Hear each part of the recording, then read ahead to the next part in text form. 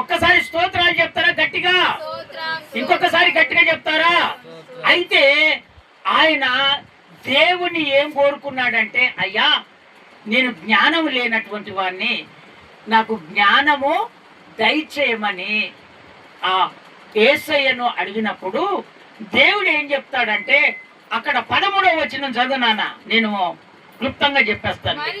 మరియు నీవు ఐశ్వర్యమును ఘనతను ఇమ్మని అడగలేదు, పోయినను నేను వాటిని కూడా నీకు ఇచ్చిచున్నాను.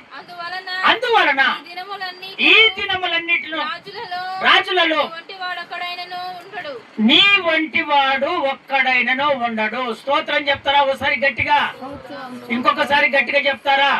అయ్యా నేను రాజ్య పరిపాలన చేయటానికి నేను బాలుడను గనక నాకు జ్ఞానము లేదయ్యా, ఇది నడిపించటానికి నాకు జ్ఞానము దయచేయని ప్రార్థన చేసినప్పుడు, మనవి చేసినప్పుడు దేవుడు ఏం చేశాడంటే ఆ జ్ఞానముతో పాటు ఆశీర్వాదాన్ని ఇచ్చాడు, సంపదలను ఇచ్చాడు.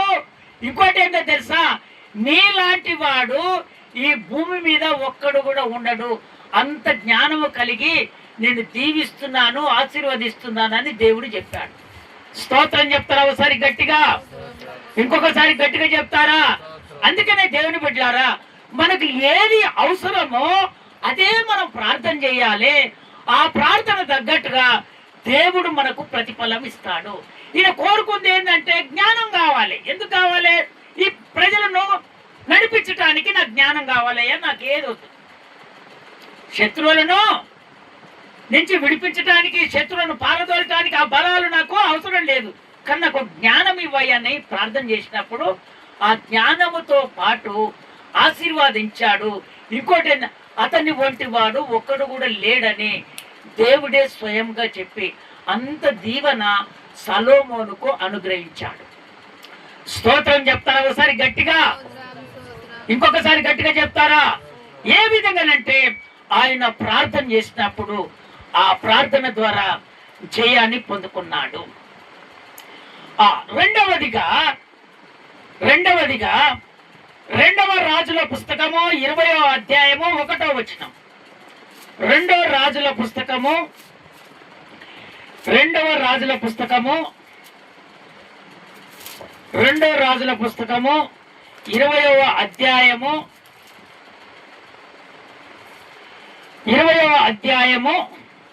1వ వచనం నేను చదువుతాను, వినండిగా. ఆ దినములలో హిజ్కియాకు మరణకరమైన రోగము కలగగా ఆమోజు కుమారుడను ప్రవక్త అయిన యేషయా అతని యొద్దకు వచ్చి, నీవు మరణమవుచున్నావు, బ్రతకవు, కనుక నీవు నీ ఇల్లు చక్కబెట్టుకొనమని యెహోవా సెలవిచ్చుచున్నాడని చెప్పగా. ఇక వినండి, నా దిక్కు వినండి. ఒక భక్తునికి మరణకరమైనటువంటి రోగం వచ్చింది. ఏ రోగం వచ్చింది? చనిపోయే రోగం వచ్చేసింది. అయితే దేవుడు చెప్పాడు ఒక ప్రవక్తకు, నువ్వు అక్కడికి వెళ్ళి అతడు మరణమైపోతాడు, ఇల్లును చక్కదిద్దుకోమను. ఎందుకంటే ఇప్పుడు ఇంట్లో ఎవరైనా ముసలితనం వచ్చి చనిపోయేటప్పుడు చివరిగా ఏదన్నా చెప్తాడేమని ఆశపడతారు. స్తోత్రం చెప్తారా ఒకసారి గట్టిగా? ఇంకొకసారి గట్టిగా చెప్తారా? ఏదన్నా చెప్పి చనిపోతాడేమో అని ఆశపడతారు.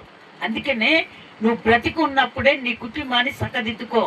నీ కుమారులకు, నీ పిల్లలకు ఏ విధంగా నడుచుకోవాలనో, ఏ విధంగా ఉండాలనో అన్ని చక్కదిద్దుకోమని ఒక ప్రవక్త ద్వారా ఆ మాట చెప్పాడు. ఆ మాట ఎప్పుడైతే చెప్పాడో ఈయన ఏం చేశాడో వినండిక.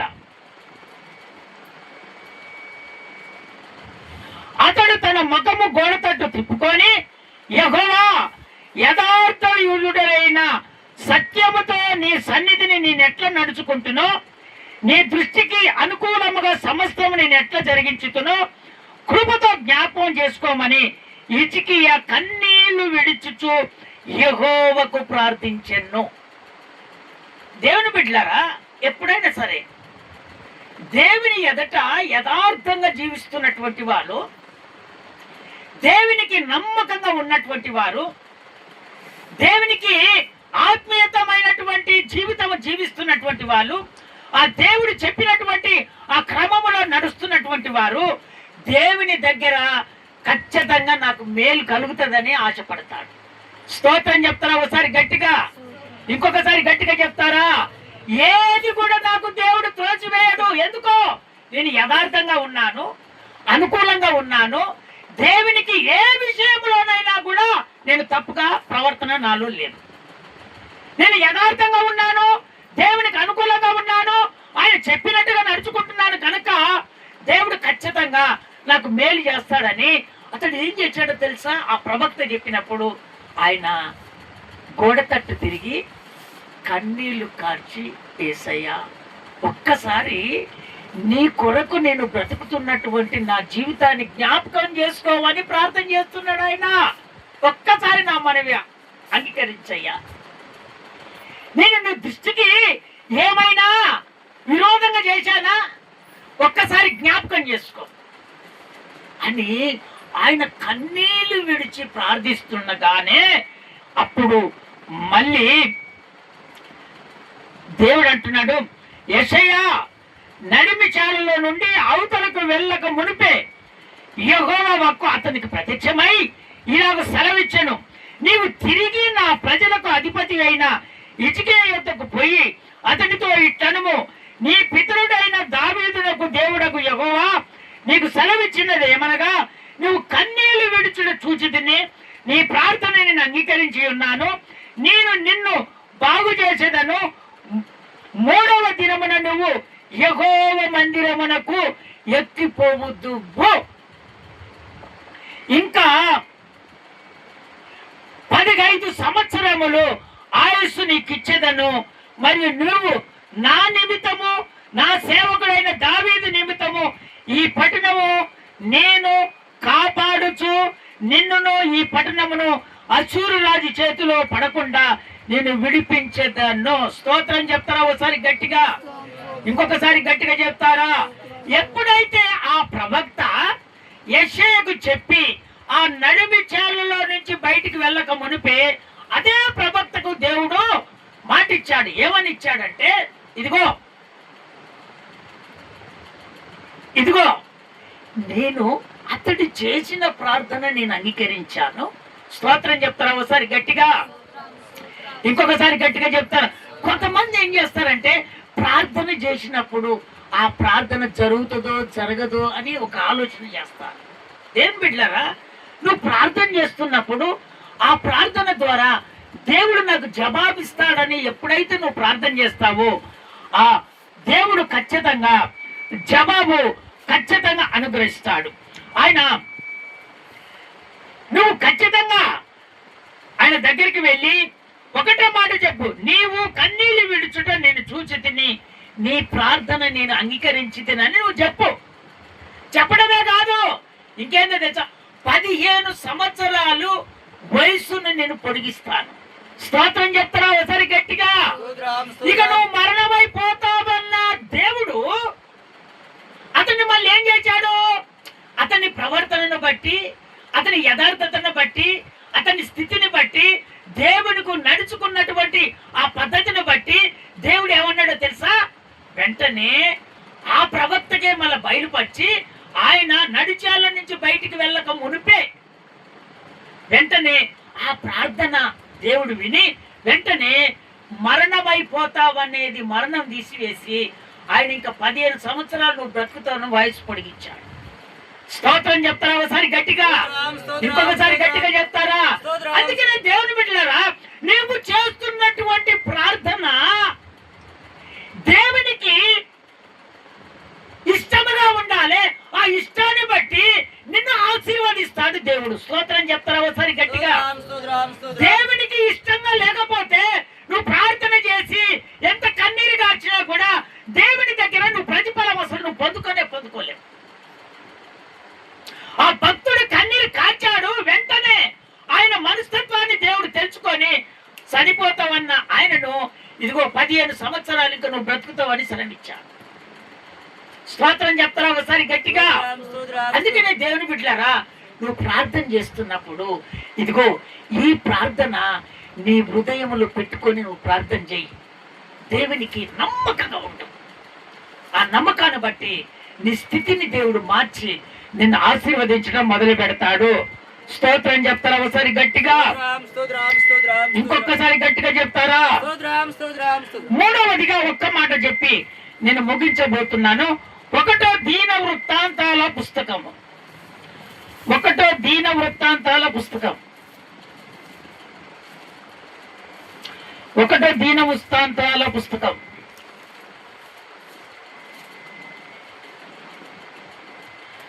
4వ అధ్యాయము 10వ వచనం. 4వ అధ్యాయం 10వ వచనం.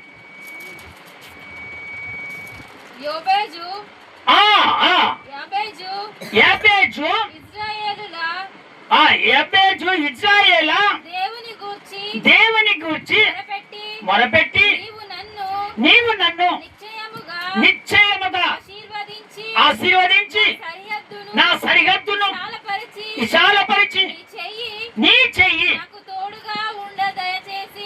నాకు తోడుగా ఉండ దయచేసి నాకు కీడు రాకుండా దానిలో నుండి నన్ను తప్పించుము అని ప్రార్థింపగా దేవుడు అతడు మనవి చేసిన దానిని అతనికి దయచేశాడు. స్తోత్రం చెప్తారా ఒకసారి గట్టిగా? ఇంకొకసారి గట్టిగా చెప్తారా? ఈ ఎబ్బేజు అనేవాడు దేవునికి తల్లికి వేదనకరంగా పుట్టినటువంటి వాడు. అందుకనే ఎబ్బేజ్ అనే పేరు పెట్టుకుని వేదనతో కన్నది. వేదనతో కన్నదే కాదు, అన్నదమ్ములు అతనిని చాలా బాధ పెట్టారు. వీడు పనికిమల్లోడు, వీనికి ఏమి తెలియదు, వింటున్నాడు, దూషించబడ్డాడు. నేను చదువుతాను, ఆ 9వ వచనం చదువునాను. ఎబ్బేజు తన సహోదరుల కంటే ఘనము పొందిన వాడై ఉండెను. వేదన పడి అతని కంటినని అతని తల్లి అతనికి ఎబ్బేజ్ అని పేరు పెట్టాను. అయితే ఆ అన్నదమ్ములు ఇతనిని తృణీకరించారు. వేదనతో నువ్వు పుట్టావురా, నీ ద్వారా మా కుటుంబంలో ఆశీర్వాదం పోయింది, మా కుటుంబాన్ని అంతా నాశనం అయిపోయింది, నీ ద్వారా నువ్వు ఎందుకు పుట్టావురా అని అన్నదమ్ములు తిడుతా ఉన్నారు.